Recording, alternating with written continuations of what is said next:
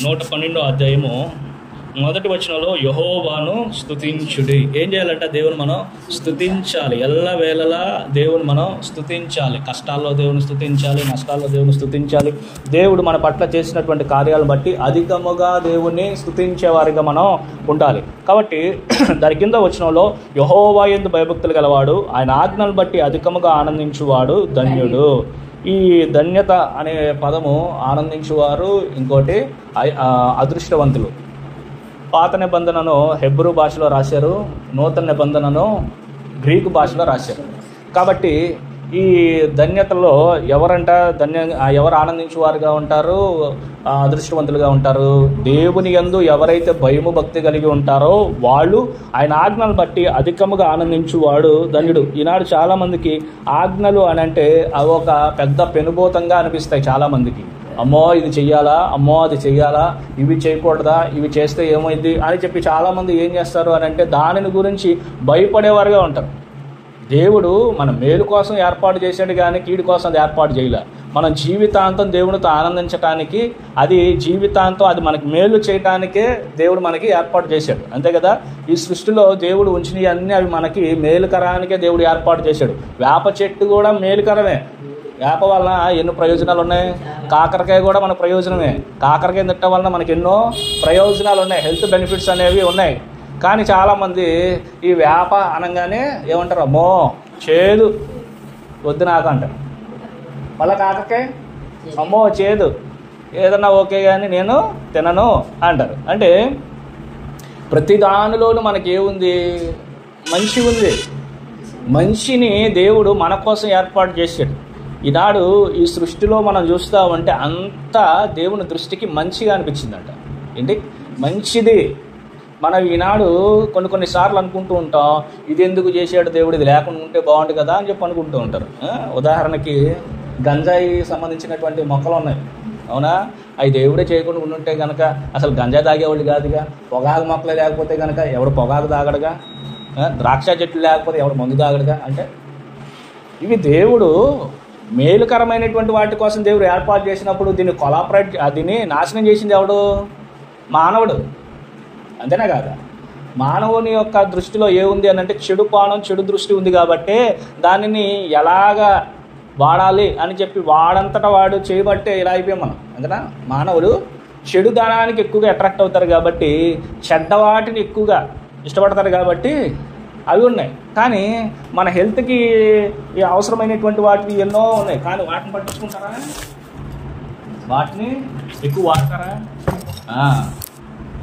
మానవుడు అంట చిన్నప్పటి నుండి దేనికి అలవాటు పడిపోయాడు అని అంటే చెడుతనానికి అలవాటు అయిపోయాడు.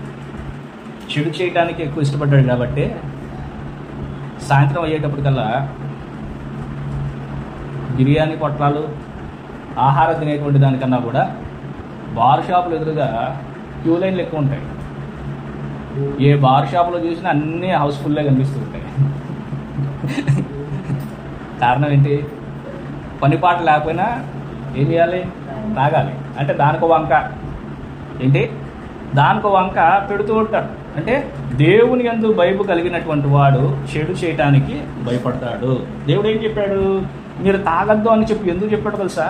ఆ త్రాగటం వలన మనిషిని యొక్క బుద్ధి పనిచేయదు, మనిషిని యొక్క జ్ఞానం పనిచేయదు. మత్తుగా అయిపోవటం వలన తను ఏమి చేయదలసినవి ఉన్నాడో అవి చేయలేక ఉంటాడు. ఇంకా అలాగ మత్తుగా ఉండటం వలన ఏమొస్తుందో తెలుసా? సోమర్తనం వస్తుంది. ఎప్పుడు మత్తులో ఉండేటువంటి వాడు యాక్టివ్గా ఉండలేడు. ఎప్పుడు మత్తులో ఉండేటువంటి వాడు తన యొక్క పూర్ణ శక్తితో పనిచేయలేడు. మత్తుతో ఉండేటువంటి వాడు ఏనాడు సంతోషించలేడు. ఎవరిని ఏ మాట అంటాడో తెలియదు, ఎవరిని ఏ రీతిగా ఇబ్బంది పెడతాడో తెలియదు. కాబట్టి దేవుడు ఏమన్నాడు అని అంటే మీరు మత్తులై ఉండద్దు. అంటే దేవుని యందు భయం కలిగినటువంటి వారు మాత్రమే మద్యపానానికి, ధూమపానానికి దూరంగా ఉంటారు. కాబట్టి దేవుని బిడ్డలారా, అదొకటే కాదు, దేవుడు మనకి కొన్ని ఆజ్ఞలను దేవుడు మనకి ఏర్పాటు చేసినప్పుడు దానిని మనం ప్రతి ఒక్కటి దానిని బట్టి ఆనందించే వారిగా మనం ఉండాలి. ప్రతి దానికి దేవుడు ఏంటంటే నా చిత్త ప్రకారం మీరు చేయండి అంటాడు. దేవుడు ఏమంటాడు? నా చిత్త ప్రకారంగా మీరు చేయండి. మనం నివసిస్తున్నటువంటి ఇండియాలోనే ఎన్నో సెక్షన్లు ఉన్నాయి. ఐపీసీ సెక్షన్స్ అనేవి చాలా ఉంటాయి. నా ఇష్టం కదా అని చెప్పి ఎవరిష్టానురాజ్యంగా వాళ్ళు జీవించడానికి ఉందా? నా ఇల్లు నేను డబ్బులు పెట్టి కొనుక్కున్నాను కాబట్టి పెద్ద సౌండ్ పెట్టుకుంటా అని చెప్పి అంటే ఒకరోజు ఊరుకుంటారు, 2 రోజులు ఊరుకుంటారు. కానీ సెక్షన్ ప్రకారంగా వాళ్ళని ఏం చేస్తారు? జైల్లో పెడతారు. మళ్ళీ నా బండి నా ఇష్టం అని చెప్పి పెద్ద పెద్ద హారన్లు మోగిస్తూ ఉంటే, సైరన్లు పెద్ద పెద్దగా పెడుతూ ఉంటే ఊరుకుంటారా? ఊరుకోరు. నా ఇల్లు నా ఇష్టం అని చెప్పి ఇష్టానురాజ్యంగా చేయటం వలన ఎవరు ఇష్టపడరు. అంటే ఈ ఇండియాలో ఉండేటప్పుడే కొన్ని ఆజ్ఞలకు మనం కట్టుబడి ఉండాలి. నాకు పాకిస్తాన్ ఇష్టం అండి అని చెప్పి పాకిస్తాన్ జెండా ఊపడానికి ఉందా? ఇంటి మీద పెట్టు, 2వ రోజు తీసుకెళ్తారు. అంటారా? ఏ జెండా పడితే జెండా పెట్టడానికి ఉందా? మరి అది నువ్వు ఇండియాలో ఉంటూ ఇండియాని గౌరవించకుండా నేను పాకిస్తాన్ ఇష్టం అండి అని చెప్పి పాకిస్తాన్ పెట్టామనుకో ఏమంటారు? అది కాబట్టి దేవుని బిడ్డలారా, ఈ ఇండియాలో ఉండేటప్పుడే మనం ఏం చేయాలో ఏం చేయకూడదో ఉంది. బయటికి వెళ్ళినప్పుడు కూడా హెల్మెట్ ధరించాలి, నీకు డ్రైవింగ్ లైసెన్స్ ఉండాలి, నువ్వు తాకుండా ప్రయాణం చేయాలి అన్నప్పుడు దాని ప్రకారంగా వెళ్తానే ఫైన్ పడకుండా ఉంటుంది. నా ఇష్టమయ్యా, నేను వెళ్తాను అని అన్నా, నేను అసలు ట్యాక్సీ కడుతున్నాను, నేను అన్నీ చేస్తూ ఉన్నాను, నా ఇష్ట ప్రకారం నేను చేస్తాను అంటే మా ఇష్ట ప్రకారం కూడా మేము చేస్తూ ఉంటాం. కాబట్టి నువ్వు ఎక్కడ ఉండాలి? బయట కాదు ఉండాల్సింది, లోపల ఉండాలి అంటే. కాబట్టి దేవుని బిడ్డలారా, దేవుడు కూడా ఈ లోకంలో ఉండేటువంటి పోలీసు వ్యవస్థ కానీ లేకపోతే గవర్నమెంట్ వ్యవస్థ కానీ ఎందుకు ఏర్పాటు చేశారు అని అంటే మనకి సేఫ్గా ఉండటానికి, మనతో పాటు ఉన్నటువంటి సొసైటీకి అంత పరిరక్షణగా ఉండటానికి వాళ్ళు ఏర్పాటు చేసిన రీతిగా దేవుడు కూడా మనకి ఎందుకు ఏర్పాటు చేశాడు అని అంటే అది మనకి, మన కుటుంబానికి, మన యొక్క పరివారానికి, సొసైటీకి మేలు కలగటానికే దేవుడు ఈ ఆజ్ఞలను పెట్టాడు. కాబట్టి ఇందును బట్టి మనం ఏం చేయాలో తెలుసా? ఆనందించాలి. ఎప్పుడైతే మనం ఆనందిస్తామో, ఎప్పుడైతే దేవుని బట్టి మనం సంతోషిస్తామో, కింద దేవుడు చెప్పినటువంటి మాట ఏంటో తెలుసా? వాని సంతతి వారు భూమి మీద బలవంతులగుదురు. హల్లెలూయా. ఏంటి? దేవుని యందు భయభక్తులు కలిగి ఆయన ఆజ్ఞల యందు ఆనందిస్తే అంట వారి వంశము కాదు, వారి తర్వాత వచ్చేటువంటి వంశాలు కూడా ఆనందించేవారిగా, ప్రతి దానిలోనూ దేవుడు వారికి కృప చూపించేటట్టుగా దేవుడు చేస్తాడంట. మనం ఏమనుకుంటాం? నా తర్వాత నా కుటుంబం బాగుండాలి, నా తర్వాత నా వచ్చే తరం బాగుండాలి అని చెప్పి చాలామంది దీనికోసమే ప్రయాసపడతారా? లేకపోతే నేను ఉన్నంత వరకు క్షేమంగా ఉంటే చాలు, మిగతా వాళ్ళు వచ్చే వాళ్ళందరూ అప్పులు కట్టుకోవాలి, బానిస బతుకు బతకాలి, ఈ లోకంలో అందరి చేత చీడరించుకోవాలంటారా? ఎలా ఉంటారు? ఏమనుకుంటారు? నాకన్నా కూడా నా కొడుకు బాగుండాలి, నాకన్నా కూడా నా మనవడు బాగుండాలి, నాకన్నా కూడా నా తర్వాత వచ్చేటువంటి తరము గర్వంగా జీవించాలి, సంతోషంగా జీవించాలి అని చెప్పి అనుకుంటామే. కాబట్టి అలా ఉండాలి అని అంటే భూమి మీద బలవంతులుగాను, ఆశీర్వాదన కారకులుగాను, దీవెనకరంగా ఉండాలి అని అంటే మొదటగా మనం ఏం చేయాలి? దేవుని అంటే భయపడాలి. దేవుని యందు భయభక్తులు కలిగి ఉంటే జ్ఞానానికి మూలం. ఫస్ట్ ఏంటి? జ్ఞానం కావాలి. ఈ లోకంలో జీవించాలి అని అంటే జ్ఞానము చాలా అవసరం. కాబట్టి దేవునికి భయపడితేనే జ్ఞానం. దేవునికి భయపడినప్పుడే దేవుడు మన కుటుంబాన్ని ఆశీర్వదిస్తాను అని చెప్పి అంటున్నాడు. రెండవదిగా దేవుడు చెప్తున్నటువంటి మాట, యథార్థవంతపు వారు దీవింపబడుదురు. యథార్థవంతులు అని అంటే కపటము లేని వారు, మోసం చేసేటువంటి హృదయం లేనటువంటి వారు, వేషధారణ జీవితం జీవించకుండా ఉండేవాళ్ళు, అబద్ధపు జీవితం జీవించకుండా ఉండేవారు. యథార్థమైనటువంటి మనసు కలిగి ఉండాలి. కొంతమంది ఎలా జీవిస్తారు అని అంటే ద్వంద్వ వైఖరి కలిగి ఉంటారు. అంటే బయటికి ఒకలా ఉంటారు, లోపల ఇంకోలా ఉంటారు. పగవాడు లెక్కలేని ముద్దులు పెడుతూ ఉంటాడు, ప్రేమ గలవాడు ఏం చేస్తాడు? గాయపరుస్తాడు. శత్రువు ఏం చేస్తూ ఉంటాడు? మన దగ్గర నుండి ఏదైనా సాధించాలి, ఏమైనా సంపాదించాలి అనుకోండి, అప్పుడు వరకు మాట్లాడలేనటువంటి వాళ్ళు, అప్పుడు వరకు మనం అంటే ఇష్టం లేనటువంటి వాళ్ళు, అప్పుడే వచ్చేది ఆప్యాయత వాళ్ళకే.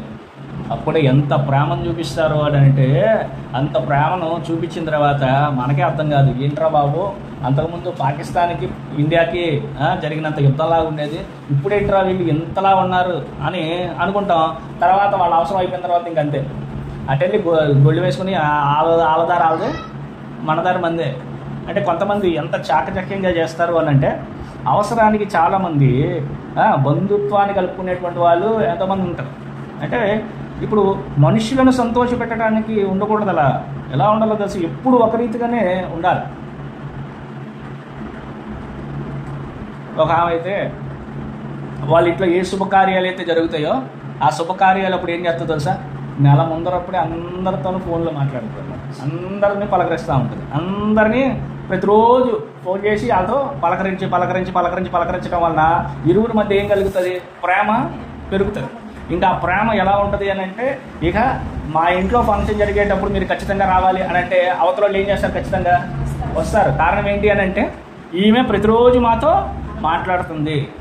దూర ప్రాంతంలో ఉన్నా కానీ ఈమె మా పక్షాన ఉండి అంత ప్రేమను కనపరుస్తుంది. కాబట్టి వాళ్ళ ఇంట్లో జరిగే ఫంక్షన్కి మనం ఖచ్చితంగా వెళ్ళాలి.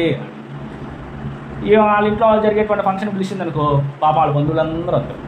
ఆ బంధువులందరూ వచ్చిన తర్వాత వీళ్ళకి చదివించడానికి, ఇవ్వటానికి ఇవన్నీ చేసేసిన తర్వాత ఇవన్నీ అయిపోతాయి. ఈ ఫంక్షన్ అయిపోయిన తర్వాత మళ్ళీ ఇంటికి వెళ్ళిపోయినప్పుడు కొంచెం ఏంటి అప్పుడప్పుడు మాట్లాడటం, అలా మాట్లాడటం, ఎలా ఉన్నారు. అంతకుముందు ఎలాగా క్లోజ్గా మీరు వస్తే తప్ప మా ఫంక్షన్ జరగదంట, మీరు లేకపోతే మేము లేవు అన్నట్టుగా మాట్లాడతారు.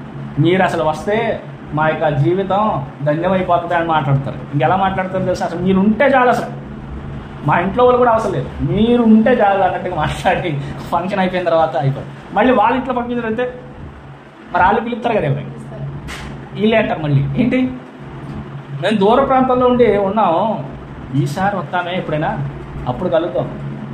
అంటే ఇదే మనసు అంటే వాళ్ళ దగ్గర నుండి అయితే అన్నీ లాగేస్తావు, మరి వాళ్ళ ఇంట్లో ఫంక్షన్ జరిగినప్పుడు మరి నువ్వు ఇవ్వాలిగా, ఇవ్వాలి. ఇదే మనసు మంచి మనసా చెడ్డ మనసా అంటే, ఒక సామెత ఉంది కదా, మా ఇంటికి వచ్చినప్పుడు ఏం తీసుకొస్తారు, మీ ఇంటికి వచ్చి ఏం పెడతారు ఏంటి, మా ఇంటికి వచ్చినప్పుడు ఏం పెడతారు, మా ఇంటికి వచ్చినప్పుడు ఏం తీసుకొస్తారు, మీ ఇంటికి వచ్చినప్పుడు ఏం పెడతారు. అంటే రెండు వైపులా ఏముంది ఇక్కడ, లాభం ఎవరికి. కాబట్టి దేవుడు బిడ్డలారా అలా ఉండకూడదు. ఒక వ్యక్తి నుండి మనం లాభం పొందుకునేటప్పుడు మనము కూడా వారికి మేలు చేయాలి. ఎప్పుడు కొంతమంది స్వార్థంగా ఆలోచించి వాళ్ళ దగ్గర నుండి మేలు పొందుకునేటట్టుగా చేస్తారు, కానీ వీళ్ళ వలన వాళ్ళకి మేలు జరిగేటువంటి పరిస్థితులు ఉండేటప్పుడు కొంతమంది ముఖాన్ని చాటేస్తూ ఉంటారు. కొన్నిసార్లు వీళ్ళకి డబ్బులు అవసరం ఎవరికైనా పదే ప్రవర్తనలు ఇచ్చినప్పుడు మరి వాళ్ళకి అవసరమైనప్పుడు కూడా ఎవరైతే మేలు పొందుకున్నారో వాళ్ళు ఇవ్వకుంటారు. కాబట్టి దేవుని బిడ్డలారా యథార్థంగా జీవించాలని చెప్పి దేవుడు సెలవిస్తా ఉన్నాడు. యథార్థవంతుల గురించి దేవుడు చెప్పినటువంటి మాట ఏంటో తెలుసా, కీర్తన గ్రంథం 15వ అధ్యాయం చేద్దాం. కీర్తన గ్రంథం 15వ అధ్యాయము 1వ వచనం చదువుదాం. యెహోవా నీ గుడారములో అతిథిగా ఉండదగిన వాడెవడు, నీ పరిశుద్ధ పర్వతము మీద నివసింపదగిన వాడెవడు. అంటే నీ గుడారంలో అతిథిగా ఉండాలి అనన్నా, నీ పరిశుద్ధ పర్వతము మీద నివసించాలి అనన్నా ఏ మనసు కలిగి ఉండాలంట, యథార్థమైన ప్రవర్తన కలిగి నీతిని అనుసరించుచు హృదయపూర్వకముగా నిజము పలుకువాడే. అంటే యథార్థమైనటువంటి వారు ఎప్పుడు నిజమే పలుకుతారు. యథార్థంగా ఉండేటువంటి వాళ్ళు నోటి నుండి ఎప్పుడేమొస్తుంది, నువ్వు చేస్తావా అని ఎవరైనా అడిగారు అనుకో, చేస్తాను అంటే చేస్తాను అని చెప్పాలి, చేయను అంటే చేయను అని చెప్తాను. కానీ కొంతమంది ఏం చేస్తారో తెలుసా, చేస్తామని చెప్పి చేయరు. అదే మనసు, యథార్థం లేనటువంటి మనసు. నిన్ను ఎవరైనా వచ్చి నాకు ఈ హెల్ప్ ఉంది నువ్వు చేస్తావా అన్నప్పుడు నీకు చేతనైతే నువ్వు చెయ్యాలన్నటువంటి మనసు నీలో ఉంటే ఏం చెప్పాలి, నేను చేస్తాను. ఒకవేళ నీకు బిజీగా ఉండి నువ్వు చేయలేనటువంటి పరిస్థితిలో ఉన్నప్పుడు ఏం చెప్పాలి వాళ్ళకి, చెప్పేటమే అంతే కదా. ఇప్పుడు నీకు టైం కుదరనప్పుడు ఏం చెప్పాలి. కానీ చాలామంది ఏం చేస్తారు తెలుసా, ఫోన్లు చేసినప్పుడు పాప అవతల వాళ్ళకి ఎంత అవసరం ఉన్నా కానీ నువ్వు చెప్పావుగా చేస్తాను అని అంటే, అబ్బా ఈరోజు కాదులే రేపు వస్తా అంటారు. అరే నువ్వు చెప్పావు కదా, వారం తర్వాత ఫోన్ చేసినా ఏమంటారు వస్తా. ఇలా నేను కూడా చాలామందికి దాన్ని ఏమంటారు పనులు చెప్తా ఉండవా. కరెక్ట్గా ఎగ్జాంపుల్ చెప్పాలంటే ఈ కాఫీ మేస్త్రులు ఉంటారే, వాళ్ళు ఎలాంటి వాళ్ళు అని అంటే, ఇదే పనికి వస్తావా అంటే రేపేగా వస్తానంటారు. అన్ని సిద్ధపరుచుకుని ఉన్న తర్వాత వారం తర్వాత వస్తాడు. ఏంటి ఇప్పుడు వచ్చామన్నా అనుకో, వేరే దగ్గర పని ఒప్పుకున్నా, ఆ పని అవ్వాలిగా, మరి అలాంటప్పుడు ఎందుకు చెప్పావు. కాబట్టి దేవుని బిడ్డలారా అలా ఉండకూడదు. అందుట్లో కూడా వాళ్ళు కూడా దేవుని దగ్గరికి వెళ్ళేవాళ్ళు ఎంతమంది ఉంటారో, ఎవరు పని చేసేవాళ్ళు కూడా దేవుని దగ్గరికి వెళ్ళేటువంటి వాళ్ళే ఉంటారు. కాబట్టి దేవుని బిడ్డలారా అలా ఉండకూడదు అని చెప్పి దేవుడు సెలవిస్తా ఉన్నాడు. ఏంటంట? హృదయపూర్వకంగా ఏం చెప్పాలంట?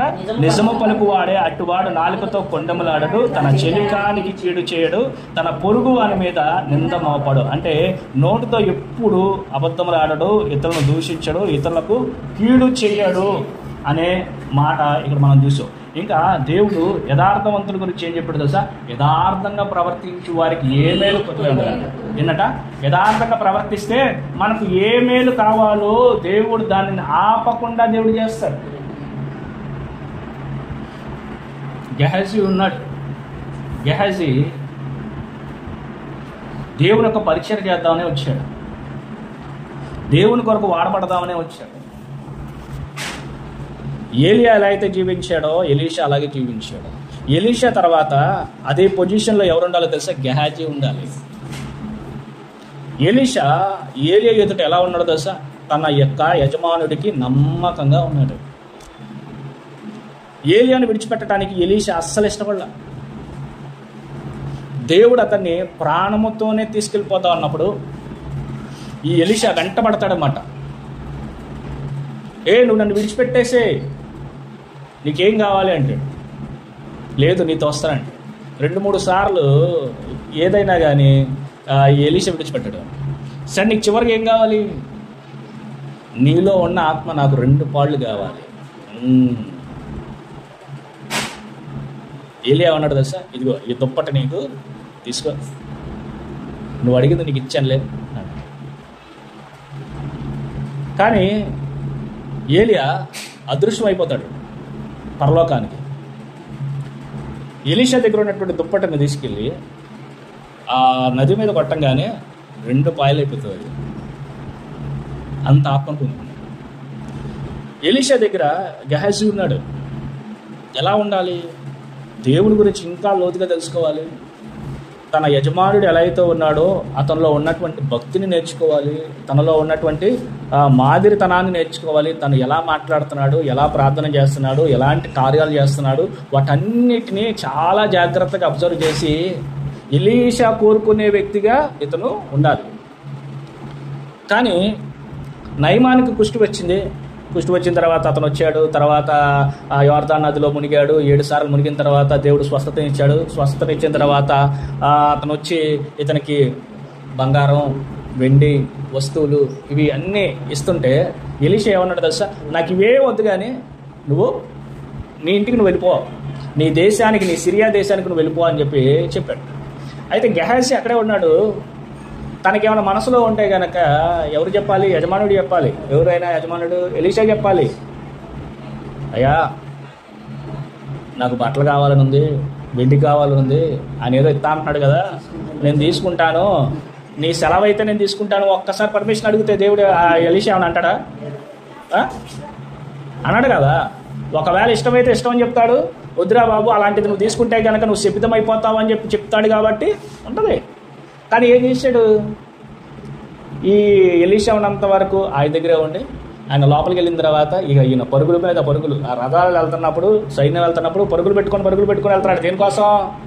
ఆయన బట్టలు ఎత్తా అన్నాడు కదా, వెండి ఎత్తా అన్నాడు కదా, ఇవన్నీ ఎందుకు పోగొట్టుకోవాలి అని చెప్పి పరిగెత్తుకుంటూ వెళ్ళంగానే నయమాన్ని చూసి అన్నాడు, ఏంట్రా బాబు వెనకాల ఎవరో పరిగెత్తుకుని వస్తున్నారు, ఆపండి రథాలు అని అంటే పనివాడు వచ్చి, ఏంటి క్షేమమేనా? క్షేమమే. ఏంటి అంటే, ఇదిగో దూర ప్రాంతం నుండి మా ప్రవక్తను కలవటానికి కొంతమంది వచ్చారు, ఇదిగో ఇవి కావాలంట, మీరు ఇవ్వండి అంటే ఆ బట్టలు, ఆ వెండి, ఆ సామాన్లన్నీ తీసుకొచ్చావు. ఏం చెప్పావు నువ్వు అక్కడ? ఎవరికని చెప్పావు నువ్వు? గెహాజీకి అని చెప్పాడా? ఎలీషాకి అని చెప్పాడా? ఎలీషాకి అని చెప్పాడు. నా యజమానుడు చెప్పాడు, తీసుకొని రమ్మన్నాడు, అందుకే నేను వచ్చానండి. అంటే ఏ మనసు ఉంది నీలో? నీకు ఒకవేళ తీసుకోవాలని మనసు ఉంటే యథార్థంగా చెప్పచ్చు కదా, అయ్యా ఆయనకు వద్దన్నాడు, నాకు కావాలి, మీరు ఇస్తారా అని అంటే ఎంత బాగుండేది. అలా చెప్పకుండా ఆయనకు కావాలని చెప్పాడు. తర్వాత అయిపోయిన తర్వాత అవన్నీ తీసుకొని వచ్చి పరిచారకుడు కూడా హెల్ప్ చేసుకొచ్చి ఆ గుడారంలో పెట్టిన తర్వాత ఎలీషా ప్రవక్త అడిగాడు, గెహాజీ ఎక్కడికి వెళ్ళావు అంటే, నేను ఎక్కడికి వెళ్ళానయ్యా, ఇక్కడే ఉన్నాను కానీ. అంటే అక్కడ ఒక అబద్ధం, ఇక్కడ ఒక అబద్ధం. ఎలీషాకి మనసు కొంచెం గాయపడి ఏమన్నాడు తెలుసా? నీవు నయమాను రథ వెనకాల పరిగెడుతున్నప్పుడు నా ఆత్మ నీతో కూడా రాలేదా? ఆహా, ఆ ఒక్క మాట విన్నప్పుడు తను ఆయన పాదాల మీద పడిపోయి, క్షమించయ్యా, దేవుడు నీతో మాట్లాడతాడని నాకు తెలుసు, దేవుడిని నీ ఏర్పాటు చేసుకున్నాడని నాకు తెలుసు, నీ ద్వారా దేవుడు గొప్ప కార్యాలు చేశాడని నా కళ్ళారా నేను చూశాను, నీకు తెలియకుండా ఈ దుష్కార్యం నేను చేసి ఉన్నాను, నా బుద్ధి గడ్డి తిని ఈ తెలివి తక్కువ పని చేశాను, నన్ను క్షమించు అని అతని పాదాల మీద పడి గనక క్షమాపణ కోరుకొని ఉంటే బాగుండేదమ్మా. అలాగ నుంచున్నాడు. ఏమన్నాడు తెలుసా? నయమానుకు పోయినటువంటి కుష్టి నీకును నీ కుటుంబ సభ్యులకు నీ తర్వాత తరం వారు కూడా ఉంటుంది అన్నాడు. అంతే, అయిపోయాయి. అంటే ఒక్క అబద్ధం తన యొక్క జీవితాన్ని ఏం చేసింది? నాశనం చేసింది. దేని కొరకైతే వెళ్ళకూడదో దాని కొరకు వెళ్ళటం వలన తన యొక్క జీవితంలో శాపము పొందుకుంటాడు. ఈనాడు కూడా చాలామంది ఆశీర్వాదం పోగొట్టుకోవడానికి ప్రధానమైన కారణం ఏంటో తెలుసా? ఈ నోరే. అంటే ఈ నోటు నుండి అబద్ధాలు ఆడుతున్నారు. దేవునికి అయిష్టం లేనటువంటి అబద్ధాలు ఆడుతున్నారు మనుషులు. ఈ అబద్ధాలు ఆడటం వల్లనే మనుషులు ఆశీర్వాదం కోల్పోతున్నారు. దేవుడు నోటిని గురించి ఏం చెప్పాడు తెలుసా? ఈ నోటు నుండి ఆశీర్వాదమును శాపమును వస్తాయంట. యేసు నామంలో కార్యం జరుగును అని చెప్పి ఏ నోటుతో అంటున్నాం మనం? దేవుడు మనకిచ్చినటువంటి నోటుతోనే అంటున్నాం. ఈ నోటుతోనే ప్రార్థన చేస్తూ ప్రతి చిన్న విషయానికి, అది కూడా కోట్లకు సంబంధించిన వాటిని గురించి కాదు. కోట్లు బిజినెస్ అయితే అబద్ధం ఆడాడేమో అనుకోవచ్చు, కానీ మనదంతా ఏంటో తెలుసా? చీర గురించి, కూర గురించి. ఏమండవు? ఏమనలా. ఇంకా ఏంటి ఏమనలా? చికెన్ వండారని ఏం చెప్తారు?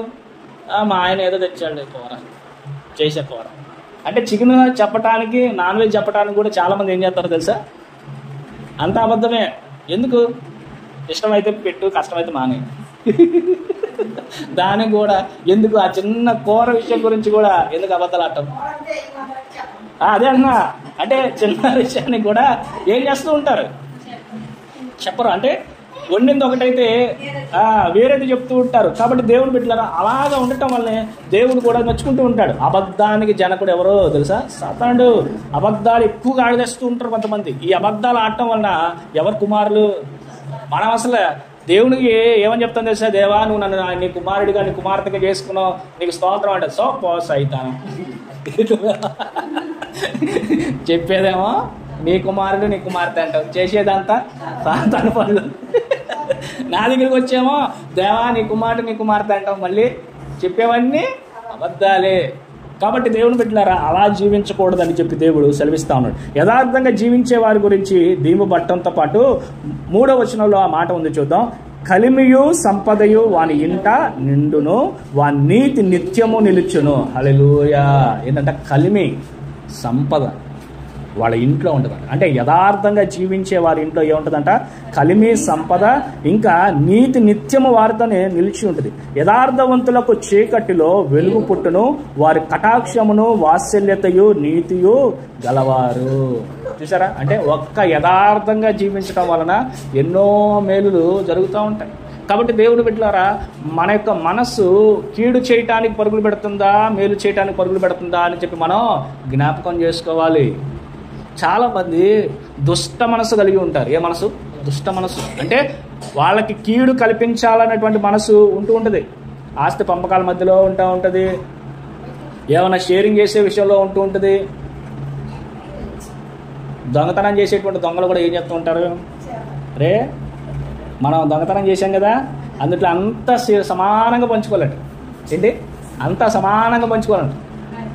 ఏం చెప్తా ఉంటారు? అందులో కూడా స్వార్థమే. తీసుకొని దాచి అందులో ఏం చెప్తారు? కాబట్టి దేవుని బిడ్డలారా అలా జీవించకూడదు.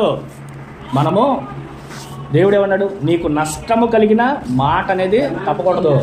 ఏంటి? మనకు నష్టం కలిగినా కానీ మన యొక్క మాట అవునంటే అవును, కాదంటే కాదు అనేటట్టుగా మనం ఉండాలి. ఎవరికైనా మన జీవితంలో నీకు నేను ఇది చేస్తాను, నేను నీకు ఇది ఇస్తాను అని చెప్పి ఎవరితో అయినా అంటే ఖచ్చితంగా వారికి ఇచ్చేయాలి. ఖచ్చితంగా వారితో చేసినటువంటి ఒడంబడికను గుర్తు చేసుకొని వాళ్ళకి చేయాలి.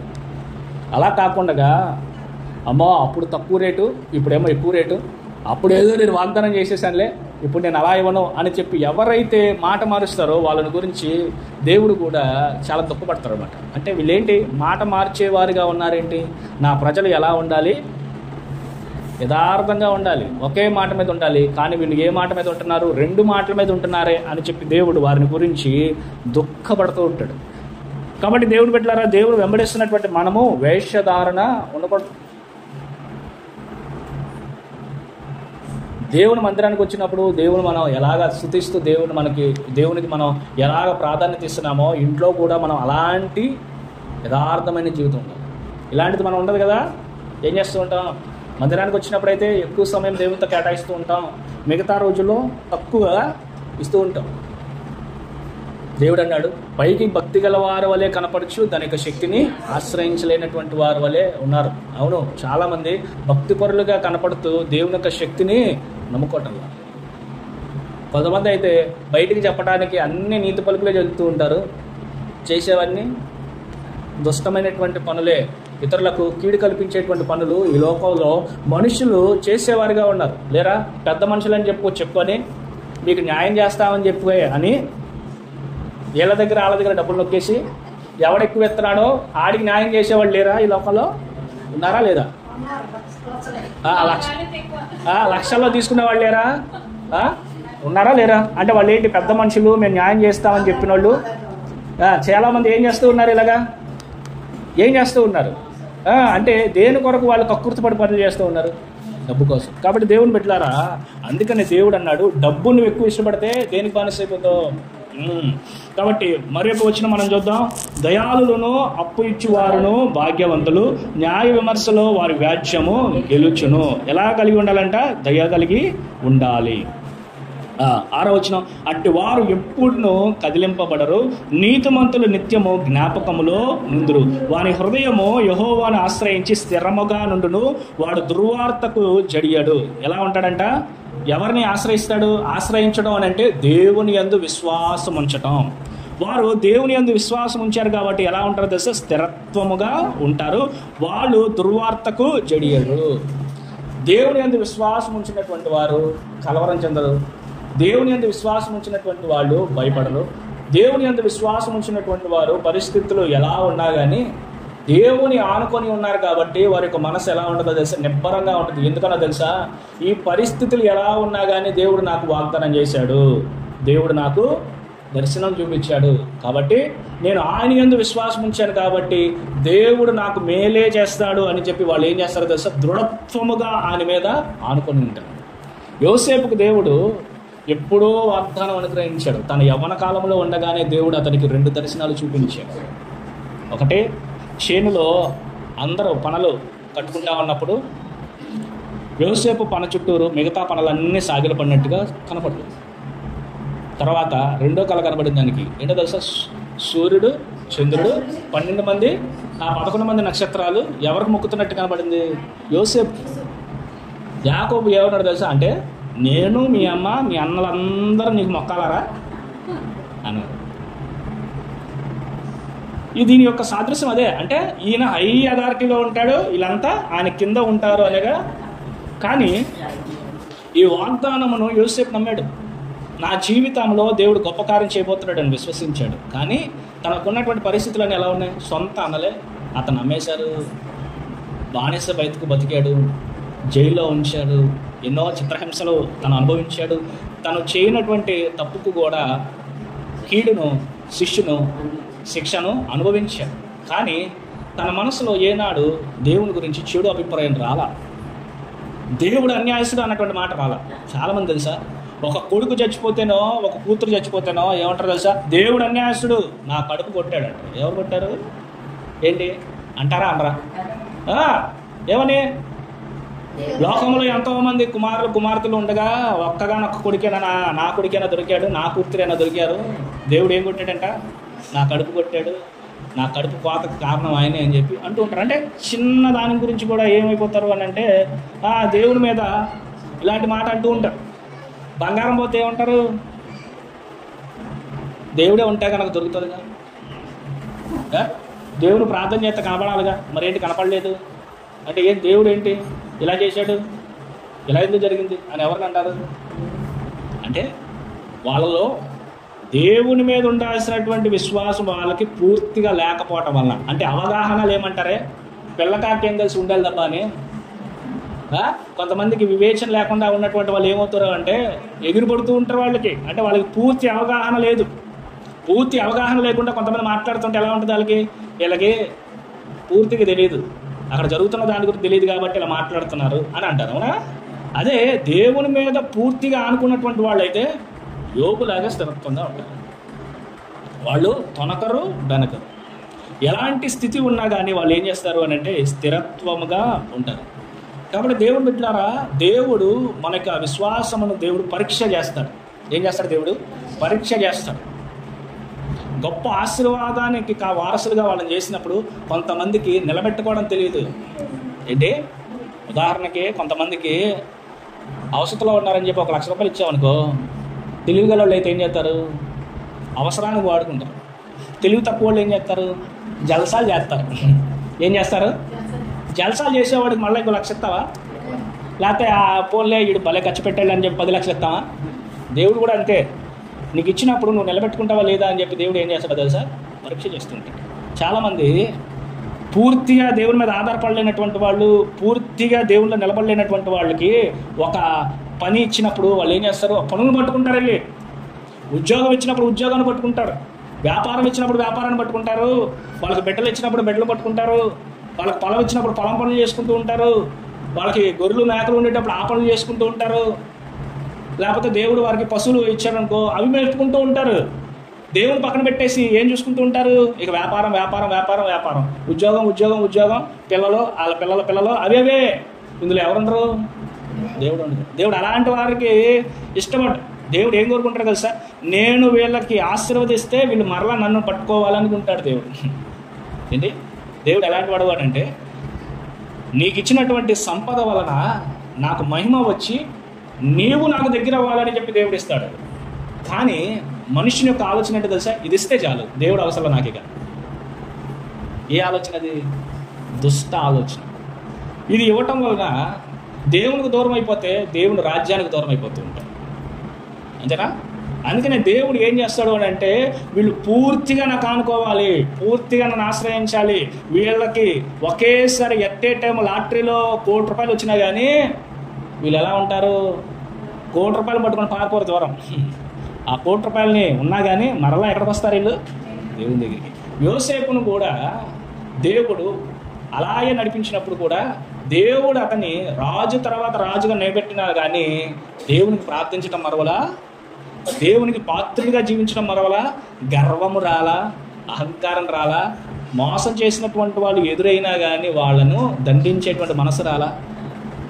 ఓపిక కలిగి, ఓర్పు కలిగి, సహనం కలిగి, విధేయత కలిగి, దేవుడు తనను ముందు ఉంచినటువంటి స్థితి కన్నా ఇప్పుడున్నటువంటి స్థితి హెచ్చుగా ఉన్నా కానీ దేవుణ్ణి తన జీవితంలో ఉన్నతమైనటువంటి స్థానంలో నిలబెట్టాడు. అది దేవుని ఆనుకొని ఉండటం. దేవుని మనం పూర్తిగా విశ్వసించడం అంటే ఏంటి అని అంటే, మనము ఉన్నటువంటి స్థితి కన్నా దేవుడు ఏం చేస్తాడో తెలుసా? రెట్టింపు ఘనత ఖచ్చితంగా దేవుడు అనుగ్రహిస్తాడు. కానీ మనము కలిగి ఉన్నప్పుడు దేవుని ఇంకా ఏం చేయాలో తెలుసా? అలాగే గట్టిగా పట్టుకున్నప్పుడు, దేవుడితో మనం అనుబంధం కలిగి ఉన్నప్పుడు దేవుడు ఆనందించేవాడిగా ఉంటాడు. మేలు పొందుకున్నప్పుడు మనం ఎలా అయితే సంతోషిస్తామో, మరలా ఆయనకి కృతజ్ఞతలు అర్పించి ఆయనకి యోగ్యులుగా జీవించినప్పుడు దేవుడు అంతే ఆనందపడతాడు.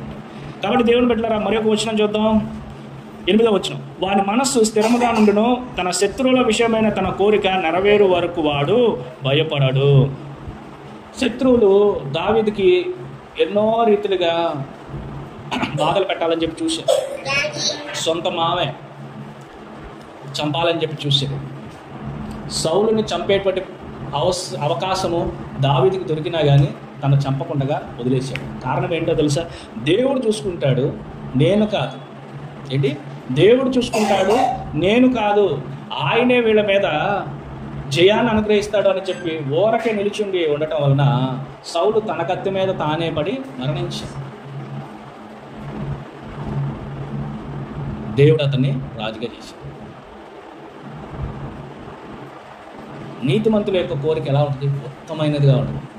అంతేగాని దుష్ట మనసు కలిగి నా శత్రువులందరూ చచ్చిపోవాలి, నా శత్రువులందరికీ కాళ్ళు ఇరిగిపోవాలి, నా శత్రువులందరూ నాశనం అయిపోవాలి, నా శత్రువులందరూ మంచాన పడాలి అనేటువంటి మనసు ఉందనుకో, అది దేవునికి అంగీకారమైనటువంటి మనసు. కానీ దావీదు యొక్క మనసు మంచి మనసు కాబట్టి తన చేతికి మట్టి అంటకుండగానే దేవుడే శత్రువుడి మీద జయమును అనుగ్రహించాడు. 9వ వచనం, వాడు దాతృత్వము కలిగి పేదలకు ఇచ్చును, వాని నీతి నిత్యము నిలుచును, వాని కొమ్ము ఘనత నుండి హెచ్చింపబడును. ఎలా? చాలామంది పేదలకు ఇవ్వాలి అని అంటే వారికి మనసు రాదనమాట. బయటపడేయటానికైనా ఇష్టపడతారు, కానీ పేదలకు ఇవ్వాలి అని అంటే వారికి మనసు ఏమాత్రం ఇష్టపడదు. మనము పేదలను కనికరించే వారికి మనం ఉండాలి. పేదలకు మనం సహాయం చేస్తే దేవుడు మనకు సహాయం చేస్తాడు. దేవుడు ఏమన్నాడు తెలుసా? నేను ఆకలి కొనగా మీరు నాకు ఆహారం పెట్టారు, వస్త్రహీనుడై ఉండగా నాకు వస్త్రాలు ఇచ్చారు, నేను హాస్పిటల్లో ఉండగా మీరు నన్ను పరామర్శించడానికి వచ్చారు అంటే మనం దేవుడిని అంటూ ఉంటాం. ఇప్పుడయ్యా అంటే ఈ నా ప్రజలకు మీరు చేశారు కాబట్టి నాకు చేసినట్టు. అవసరంలో ఉన్నటువంటి వారికి, మనకన్నా తక్కువ స్థితిలో ఉన్నటువంటి వారికి ఎప్పుడైతే మనము సహాయం చేస్తామో మన కొమ్మును దేవుడు హెచ్చింపజేస్తాను అంటున్నాడు. 10వ వచనంలో, భక్తిహీనులు దాన్ని చూచి చింతపడుదురు, వారు పండ్లు కొరుకొచ్చు క్షీణించిపోవుదురు, భక్తిహీనుల ఆశ భంగమైపోవును. యథార్థంగా జీవించినప్పుడు, భయభక్తులు కలిగి జీవించినప్పుడు, ఇంకా నీతిగా జీవించినప్పుడు, దాతృత్వము కలిగి జీవించినప్పుడు, విశ్వాసము కలిగి జీవించినప్పుడు, దేవుని యందు పూర్తి విశ్వాసము కలిగి ఎన్ని కష్టాలు వచ్చినా నష్టాలు వచ్చినా దేవుని కొరకు మనం నిలిచి ఉన్నప్పుడు, మనల్ని దేవుని ఘనపరిచినప్పుడు భక్తిహీనులంట ఏం చేస్తారంట? వాళ్ళు బాధపడతారు, చింతపడతారు, పండ్లు కొరకు క్షీణించిపోతారు, భక్తిహీనుల ఆశ భంగమైపోవును. ఈ పైవన్నీ ఎవరు చేస్తారో తెలుసా? దేవుని యందు భక్తి కలిగినటువంటి వారు మాత్రమే చేయగలరు. భక్తిహీనులైతే ఈ పనులు ఏమీ చేయలేరు. కాబట్టి దేవుడు పెట్టారా, దేవుని యందు భయము భక్తి రెండూ కలిగి ఉండి దేవుని స్తుతిస్తూ మనం ఉంటే మనతో పాటు మన వంశపు వారు కూడా ఆనందిస్తారు. దేవుడు ఏమన్నారు తెలుసా? ఇదిగో ఒక వ్యక్తి దేవునికి లోబడి ఆయన ఆజ్ఞానుసారంగా జీవిస్తే దేవుడు అంటే 3-4 తరాల వరకు ఆశీర్వదిస్తాడు. అంటే మనం వేసేటువంటి విత్తనము ఎలా అయితే తర్వాత తరం వాళ్ళకి ఉపయోగకరంగా ఉంటుందో, మనం దేవుని ఎదుట చేసేటువంటి భక్తి కూడా అలాంటి ప్రయోజనకరంగా ఉంటాడు. చాలామంది భక్తి అని అంటే ఆదివారమో, భక్తి అంటే బుధవారమో, భక్తి అంటే శుక్రవారమో ఇలా రాకపోతే అడుగుతారు కాబట్టి రావాలి, అబ్బో ఎక్కడైనా కనపడితే అడుగుతారు కాబట్టి రావాలని కొంతమంది ఉంటుంది. కొంతమందికి అలా కాదు. యోగ గ్రంథాలు ఏమన్నాడు తెలుసా? నీ భక్తి నీకు ధైర్యం పుట్టింపదా. అంటే మనం చేసేటువంటి భక్తి ఎవరి కోసమో తెలుసా? మన కోసమే, మన బిడ్డల కోసమే. దేవుడు మనల్ని వెలిగించినప్పుడు ఇతరులు ఇంకా వెలిగింపబడలేదా? వాళ్ళ గురించి తర్వాత. దేవుడు మనల్ని వెలిగించినప్పుడు, దేవుడు మనల్ని నిలబెట్టినప్పుడు, దేవుడు మనలను దేవుని యొక్క మందిరంలో నిలబెట్టినప్పుడు మనము ఎలాంటి భక్తి చేస్తున్నామో అని చెప్పి మనల్ని మనం ఒకసారి ప్రశ్నించుకోవాలి, పరిశీలన చేసుకోవాలి. నేను చేసేటువంటి భక్తి దేవునికి ఇష్టపూర్వకంగా ఉందా? నేను చేసేటువంటి భక్తి వలన దేవుడు ఆనందిస్తున్నాడా? నేను చేసేటువంటి భక్తి వలన నా కుటుంబ సభ్యులకు క్షేమం కలుగుతుందా? నా తర్వాత తరం వాళ్ళకి అది మేలు కలుగుతుందా అని చెప్పి గమనించుకొని కనుక మనము దేవుని యొక్క భక్తిలో ఉంటూ ముందుకు వెళ్ళిపోతే ఆశీర్వాదాలు అదంతా అవే రుచిస్తూ ఉంటాయి. చాలామంది ఏంటో తెలుసా? భక్తి అంటే ఏదో పట్టించుకోరు, దేవుడు ప్రార్థించరు, దేవుడిని బైబిల్ చదవరు, ఏదో వింటారు, ఏదో ఉంటారు, ఏదో టైం పాస్గా వచ్చేవాళ్ళు కొంతమంది ఉంటారు. ఏదో ఈ వారం రాకపోతే మాకు కీడు కల్పించదు, కీడు జరుగుతుంది, దేవుడి మందిరానికి రాకపోతే మనసంతా ఏదో పోగొట్టుకున్నట్టు ఉంటుంది అనేవాళ్ళు వస్తారు. అదే ఆ భక్తి అంటే. భక్తి అని అంటే ప్రతిరోజు దేవునితో సహవాసం. భక్తి అంటే ఇక్కడ ఆరాధనలు ఉన్నాయి కాబట్టి ఓకే, ఇంటి దగ్గర ఆరాధన జరగదుగా, ఇంటికాడ ఎవరు ఉండరుగా. కానీ మనం ఇంటికాడ కూడా దేవుడితో అదే అనుబంధం కలిగి ఉంది, అదే సహవాసం కలిగి ఉంది. మనందరూ ఏమనుకోవాలో తెలుసా? మనం ఒక దావీదులా పోల్చుకోవాలి, మనం ఒక పౌల్లాగా పోల్చుకోవాలి, మనం షడ్రక్ మిషక్ అబేద్నెగో వాళ్ళలాగా మనల్ని మనం పోల్చుకోవాలి. ఇదిగో దేవుడు సామాన్యమైనటువంటి ప్రజలను ఎన్నుకున్నారు కదా, వాళ్ళు దేవుని ఎదుట ఎవరు భక్తి పరంగా వాళ్ళు జీవించారు కాబట్టి హెచ్చింపజేసాడు దేవుడు, లేకపోతే దైవజనుడు వాళ్ళని హెచ్చింపజేసాడు దేవుడు? ఎవరి భక్తి వాళ్ళ వలన దేవుడు ఆశీర్వదించాడు. కాబట్టి మనం కూడా ఏమనుకోవాలో తెలుసా, దేవుడు నన్ను ఏర్పాటు చేసుకున్నాడు. మిమ్మల్ని ఏర్పాటు చేసుకున్న దేవుడే నన్ను ఏర్పాటు చేసుకున్నాడు. ప్రతి ఒక్కరి పట్ల దేవుని కంటే ఒక ప్రణాళిక ఉంది. ప్రతి ఒక్కరు దేవునికి కావాలి. ప్రతి ఒక్కరిని దేవుడు కనపరచాలి. ప్రతి ఒక్కరిని దేవుడు తన యొక్క పరీక్షలో వాడుకోవాలనే దేవుడు ఏర్పాటు చేసుకున్నప్పుడు మనము దేవుని ఎదుట యథార్థమైన భక్తి కనపరిచే వారిగా మనం ఉండాలి. ఎప్పుడైతే మనం అలాంటి భక్తి కలిగి జీవిస్తామో ఇతరులకు మాదిరికరంగా ఉండటం మాత్రమే కాకుండా మన యొక్క వంశము వారికి కూడా మాదిరికరంగా ఉంటూ మన వంశము ఆశీర్వదింపబడటానికి మనమే మూల కారణం అవుతుంది. ఒక కుటుంబం పాడైపోవటానికి ఇంటి యజమానుడే ప్రధానమైన కారణం. ఇంటి యజమానుడు కరెక్ట్గా ఉంటే కుటుంబం అంతా బాగుంటుంది. ఇంటి యజమానుడు కుటుంబాన్ని పట్టించుకుంటే ఇంట్లో ఉన్న వాళ్ళందరూ బాగుంటారు. అంతేనా కదా? యజమానుడు పిల్లల్ని పట్టించుకోకుండా, భార్యను పట్టించుకోకుండా తన సుఖం తాను చూసుకున్నాడు అనుకో, చెట్టుకొకలు పుట్టకొకలు అయిపోతారు అంతే. అదే పేద కుటుంబమైనా ఏ రోజు సంపాదించిన సంపాదన ఆ రోజైనా కానీ వాళ్ళకి చక్కగా బాధ్యతాయుతంగా పెంచితే వాళ్ళు ఎలా ఉంటారు తెలుసా? ఈనాడు పేదవాళ్లే కానీ రాబోయే కాలంలో వాళ్ళు మంచి ప్రయోజకులుగా అవుతారు. అదే రీతిగా దేవుడు మనల్ని ఏర్పాటు చేసుకుంది కూడా అందుకే మనం ఎలా ఉండాలి? కరెక్ట్గా ఉంటూ, యథార్థంగా ఉంటూ, పరిశుద్ధంగా ఉంటూ, నీతిగా ఉంటూ, దేవుని యొక్క మార్గంలో ఉంటూ, దేవుని చిత్తంలో జీవిస్తూ, దేవునికి అనుకూలమైనటువంటి వారిగా మనం జీవించినప్పుడు మన కుటుంబాలను దేవుడు ఆశీర్వదిస్తాడు. అటువంటి కృపాధన్యత దేవుడు మనందరికీ అనుగ్రహించును గాక. ఆమేన్. ప్రార్థన చేసుకుందాం.